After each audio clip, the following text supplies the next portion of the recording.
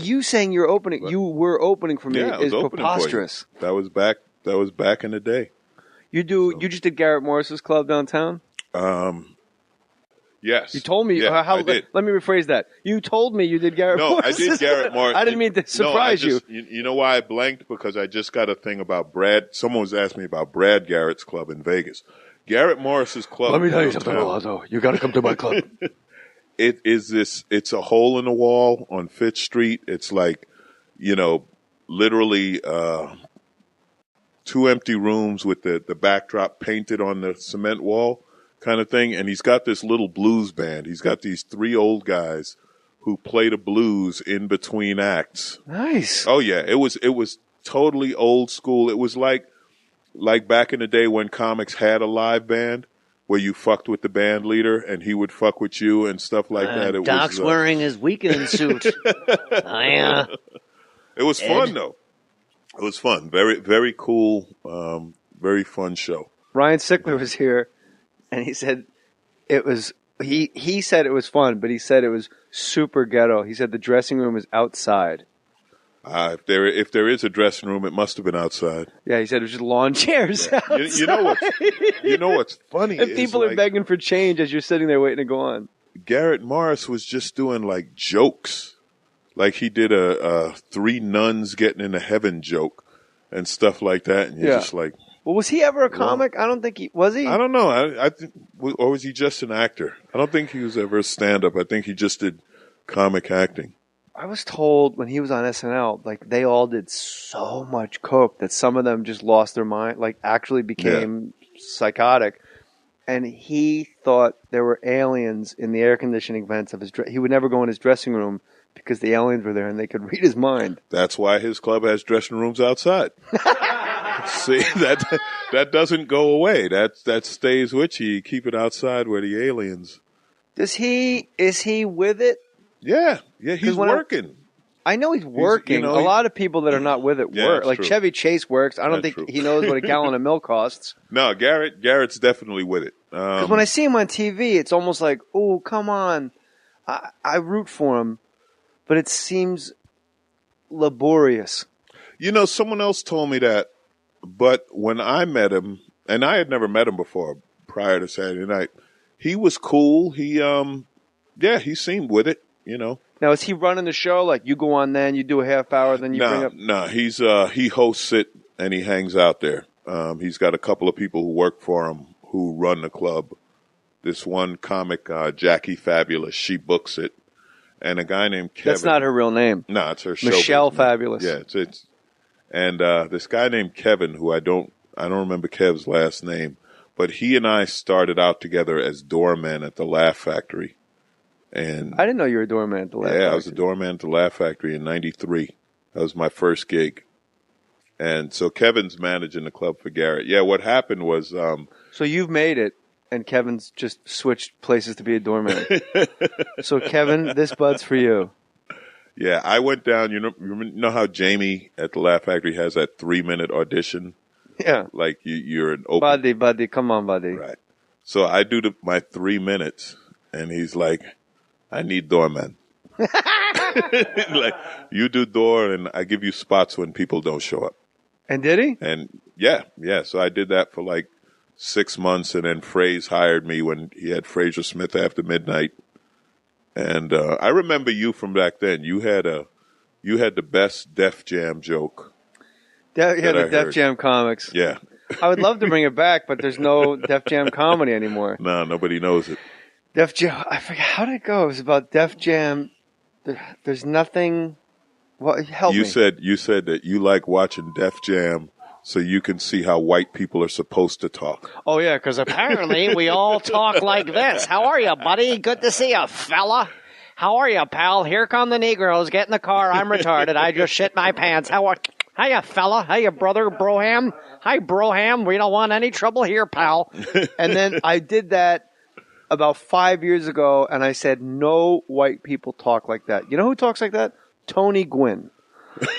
Tony Dungy, Lovey Smith, You're right, Tony Gwynn, Romeo like Crennel, black head coaches. Mike Singletary, when he coached the 49ers, somehow went from, oh, this is my kind of party, we could do this all day, to, let me tell you about Vernon Davis. He started talking like Maya Angelou. So we can't figure that guy out. But yeah, that Def Jam was a fascinating thing because guys just got on the show. Like guys that had no business being on television. It was like this cult of personality where it was like, oh yeah, no, that's my man, that's my man. And it's like, yes, but that doesn't mean you should be doing 15 minutes on HBO. But did you see the Bernie Mac tribute? No. Oh, they did Comedy Central did one, and they showed his set that I ain't scared of you motherfuckers. Did you ever see that set? Yeah, it's one of the best sets of all time. Yeah, that's what they said. It was like, so one of the people said it was the greatest 8-minute comedy set ever done. I remember when he did that. That was the thing about Def Jam. It made a few people stars. Like there was a lot of the same thing. You know, white people do this, give it up for the ladies, blah blah blah. You know, it was the same. There's some good-looking females in here. How about a round of applause for the ladies? Because essentially, you would get a guy that would have 4 applause breaks before he said any setup or punchline. Y'all give yourselves a round of applause coming out tonight. Look good. How about black people in general? Look at all these beautiful black people getting the ladies, men and women of the armed services. Yeah, and and then. And don't forget Jesus. You had to thank Jesus at some point. Yeah, because if it wasn't for Jesus, I wouldn't be up here. So give a round of applause for the Lord and Savior Jesus Christ. But that's my time. Good night. Every now and then there would be breakout sets. Bernie Mac did one. Chris Tucker was a breakout. There were a few people on that show who killed it. And then there's people that killed it. There's guys that are like snake bit. Like Rich Voss was the only white guy. He was the first white guy, I guess, to do. I'm sure Rob Magnotti probably did it after him. But Rich Voss did Def Jam and killed. And on his resume for a while, it was like the white guy from Def Jam. And like brothers and sisters would come out and see his show. And but I think Rich's whole angle of like, ugh, I stink. Yeah. I'm dying up here. Look at this. I am the worst. Like, I think if you say that enough, the audience goes, oh, that's the guy that stinks. Yeah. And they stop coming, right? Like, that should have propelled him. Yeah. But it's one of those things. Sometimes you have the great set. I've had that where I've had the killer set on a show, and then I'm waiting for the phone to ring, and you're like, nothing. Wasn't there. I don't know.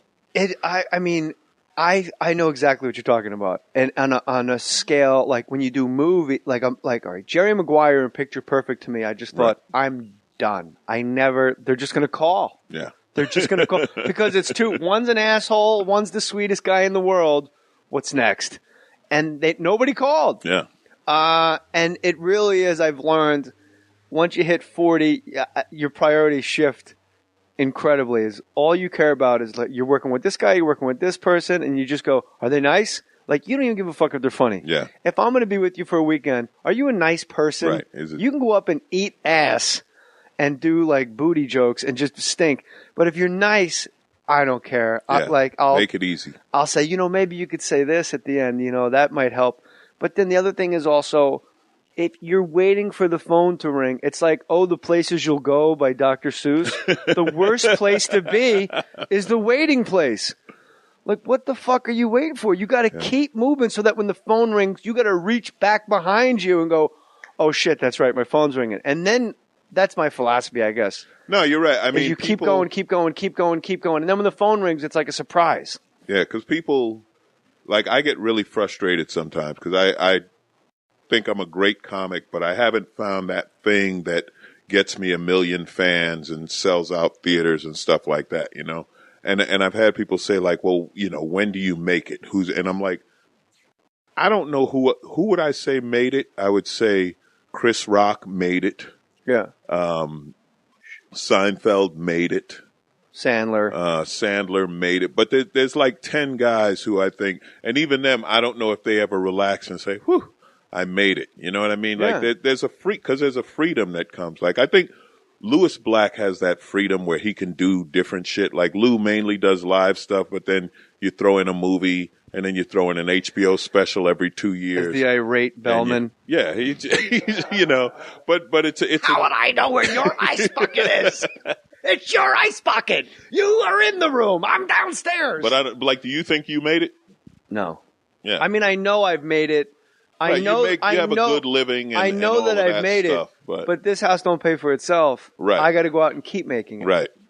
And it's always, like you said, like now it's the theaters. Like I want to keep doing the theaters. And the thing with what people don't understand, like, I'll catch him next time he's in town. If you don't come, I won't be asked back. Yeah. You have to come support live comedy. Otherwise, club owners go, well, wow, we had Jay Mohr in St. Petersburg. That was not good. Yeah. 2,000-seat theater. Eef. And everyone who comes who's never been, they always say the same thing. Wow, comedy's so much better live. Yeah, it is. Comedy is something you have to see live. It'll be funny on TV or YouTube, but you're missing half of it. All of it, I think. I know exactly. There's only one thing. Like hockey, when you go see it live, is the greatest thing in the world. You watch it on TV, you're like, is there going to be a fucking commercial? I got to pee. Like, are you guys serious? It just keeps going.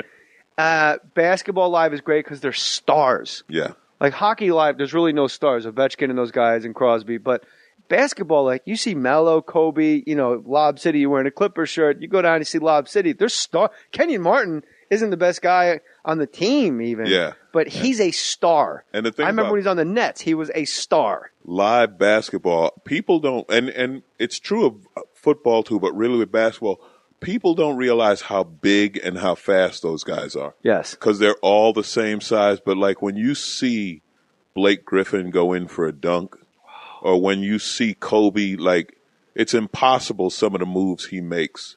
And then you're like, wow, this is a different game. The only thing not better live is football. Football live is horrible. Football's a TV sport. It's horrible. Football live it's freezing is waiting. cold. Hey, let's wait. Hey, let's wait some more. Hey, let's wait again. Because every one of those commercials, you're sitting in the stands. And you're not even close to the field. No. Like hockey, no matter where you are in a hockey arena, you're there. You're on top. And basketball, too. Like the shittiest basketball seats, I don't know. Maybe it's just the energy that carries you through the whole experience. But football live, it's like, what number is that? Who's that guy? But like on football, you can rewind it in TiVo, and you can just space out. I don't know if you do this. Like I'll be on a treadmill or something, and I'll be like, all right, I'm going to just follow the tight end this entire quarter. Yeah. And that's all. And then you go, holy shit, he's taking plays off. Right. Like it's an amazing game. Yeah. It's the American pastime. Yeah. But if you don't go see comedy live, you're really doing your town a disservice too, because the club will go away. Right. Like the Baltimore Improv went away. Yeah. And then it came back as like something named not Improv. Yeah, I was just there not too long ago. I think it's a comedy factory. Yeah, it's Baltimore Comedy Factory. Was it George Carlin that said all these names are like, I killed. I went to the Laugh Factory, the Comedy Store. It's always job and death related. I killed. I slayed him. I killed him. I bombed. Or in the immortal words of Jay London, please kill me now. It doesn't matter. It doesn't matter. What happened to Blake Griffin's twin brother? Was he a twin? Yeah. At Oklahoma. Yeah, he did have a brother. He had a twin. Now, this is, I don't know if you can be ghetto if you live in Oklahoma, so I guess it's country. This is, or geechee, I guess would be the correct phrase. As geechee as it gets to have a twin brother a grade behind you. His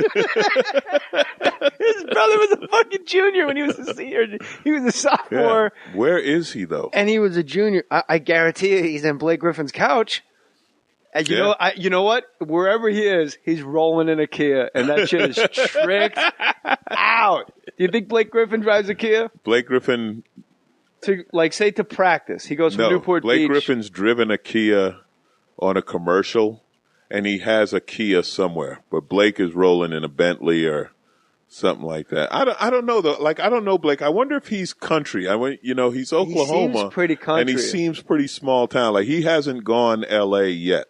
Neil Brennan said he was at Neil Brennan's house and he wanted water, and he gave him he went to the faucet and had tap water, and Neil told him. He said this off mic. Yeah. When we were done with the podcast, he said, "No, there's like bottles of water," and he goes, "Oh, I couldn't." like breaking out the good vodka. Yeah, no, he is. And he's like, no, you don't comes understand. across that way. We were so poor, like I wouldn't like I think it's $2 a bottle. I'm not going to touch your bottled water. Yeah, he seems like he was raised like really respectful and, old school stuff, which is great. And the other great thing about him, he seems like he's having fun. I like to think he carries a Kia to practice up to 110. Yeah. He just jogs with a Kia on each shoulder. And then when he gets up, pulls up to the arena, he just drops But how them weak off. was a dunk contest this year where everybody decided they were going to jump over some shit? Well, that was weak. What was weaker was I didn't know who anyone was. When Iman Shumpert of the Knicks pulled out, the rookie from Georgia Tech's like, you know what, I don't feel like. Street, it's like, literally 2 empty rooms with the backdrop painted on the cement wall kind of thing. And he's got this little blues band. He's got these 3 old guys who play the blues in between acts. Nice. Oh, yeah. It was totally old school. It was like back in the day when comics had a live band where you fucked with the band leader and he would fuck with you and stuff like that. Doc's wearing his weekend suit. Yeah. It was fun, though. It was fun. Very, very cool. Very fun show. Ryan Sickler was here, and he said it was. He said it was fun, but he said it was super ghetto. He said the dressing room is outside. If there is a dressing room, it must have been outside. Yeah, he said it was just lawn chairs. Yeah. You know what's funny? And people are begging for change as you're sitting there waiting to go on. Garrett Morris was just doing like jokes. Like he did a 3 nuns getting into heaven joke and stuff like that. And you're just like, well, was he ever a comic? I don't think he was. He? I don't know. I think, or was he just an actor? I don't think he was ever a stand-up. I think he just did comic acting. I was told when he was on SNL, like they all did so much coke that some of them just lost their mind, like actually became psychotic. And he thought there were aliens in the air conditioning vents of his. He would never go in his dressing room because the aliens were there and they could read his mind. That's why his club has dressing rooms outside. See, that doesn't go away. That stays with you. You keep it outside where the aliens. Is he with it? Yeah, he's working. I know he's working. A lot of people that are not with it work. Like true. Chevy Chase works. I don't think he knows what a gallon of milk costs. No, Garrett's definitely with it. Because when I see him on TV, it's almost like, oh, come on. I just, you saying you were opening for me is preposterous. That was back in the day. You just did Garrett Morris's club downtown? Yes. You told me. I did. Let me rephrase that. You told me you did Garrett Morris. No, I did Garrett Morris. I didn't mean to surprise you. You know why I blanked? Because I just got a thing about Brad. Someone was asking me about Brad Garrett's club in Vegas. Garrett Morris's club. Let me tell you something, Alonzo. You got to come to my club. It's a hole in the wall on Fifth